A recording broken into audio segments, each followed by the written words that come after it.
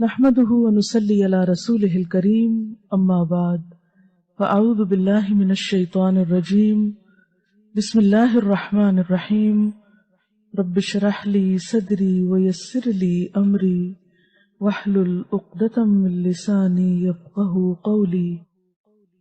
اور اس کا اتنا اجر اور ثواب ہے کہ اگر آپ وقت دیکھیں تو 1.5 منٹ ہے صرف، لیکن اگر آپ اجر دیکھیں تو بے حد و حساب. تو اس لیے پابندی کے ساتھ کوشش کریں اس کو پڑھنے کی، اور گھڑی دیکھ لیں، آپ کا کوئی بڑا وقت نہیں لگے گا. انسان، یہ صرف شیطان کا بلاوا ہوتا ہے کہ انسان یہ نیکی نہ کرے اور اتنا بڑا اجر نہ کمائے.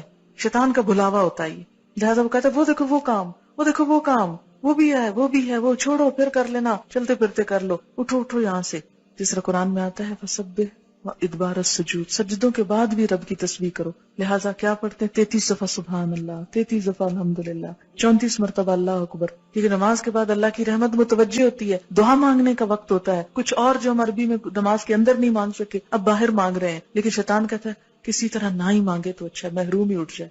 اس لیے آپ دیکھیں گے کہ وہ وقت بڑا تلخ اور سخت ہوتا ہے، اور اکثر لوگ برگلا لیے جاتے ہیں. 1.5 منٹ کے اندر آپ اتنا بڑا اجر کماتے، گویا آپ نے ڈھیروں مال صدقہ کر دیا جو ویسے ممکن نہیں. اتنا اجر ہے کہ ایک دفعہ نبی صلی اللہ علیہ وسلم کے پاس کچھ لوگ آئے، وہ پوچھنے لگے اللہ کے رسول صلی اللہ علیہ وسلم، ہمارے کچھ دوست ہیں جو بڑے امیر ہیں، وہ صدقہ کرتے ہیں، ثواب پا لیتے ہیں، ہمارے پاس ہم غریب لوگ ہیں، ہمیں بھی کچھ بتائیں کہ ہم ان کا ثواب پا لیں. تو آپ نے فرمایا کہ تم ہر نماز کے بعد 33 دفعہ سبحان اللہ الحمدللہ اللہ اکبر پڑھو تو تم کیا کرو گے؟ ان کے برابر ہو جاؤ گے. بڑے بڑے صدقہ، جہاد اور کیا کچھ کرنے والوں، ان کو بھی پتہ چل گیا. پھر وہ آگے یا رسول اللہ صلی اللہ علیہ وسلم، وہ بھی یہ کرنے لگے، پھر وہ آگے نکل گئے. تو آپ نے فرمایا یہ اللہ کا فضل ہے، جیسے چاہے دے.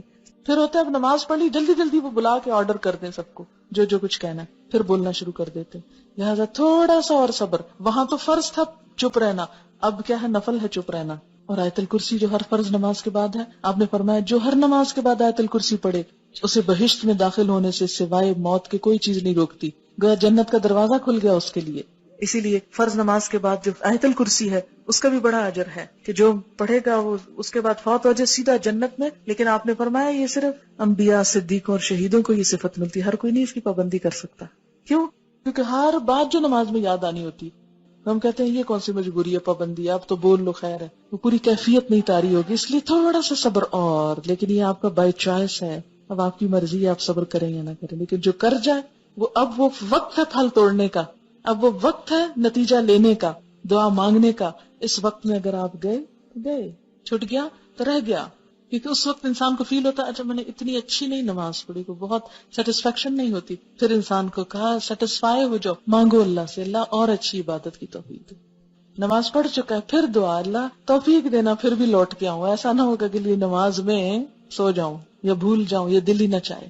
اب دیکھیں کہ اگر ہر نماز کے بعد انسان یہ دعا مانگ لیتا ہے تو ایک طرف سے اپنے آپ کو پھر باندھ لیتا ہے اگلی نماز کو، ورنہ ایک پڑھے گا اور ایک چھوڑ دے گا، ایک پڑھے گا قضا کر جائے گا. تو اس طرح انسان چھوڑ نہیں سکتا.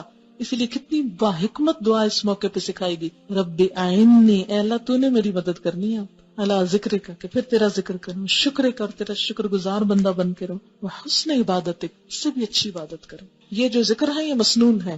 کچھ سوال ہیں ان کے میں جلدی سے جواب دیتی ہوں. نماز ختم کرنے سے پہلے سورۃ البقرہ کی آخری آیات اور حشر کی آیات پڑھنا جائز ہے؟ ذکر میں آپ جو کچھ بھی پڑھیں، لیکن یہ مسنون نہیں ہے. مسنون وہی ہے جو میں نے آپ کو بتا دی ہے. اس کے علاوہ آپ اردو پنجابی میں اپنی دعا مانگ سکتے ہیں، جو بھی آپ کریں.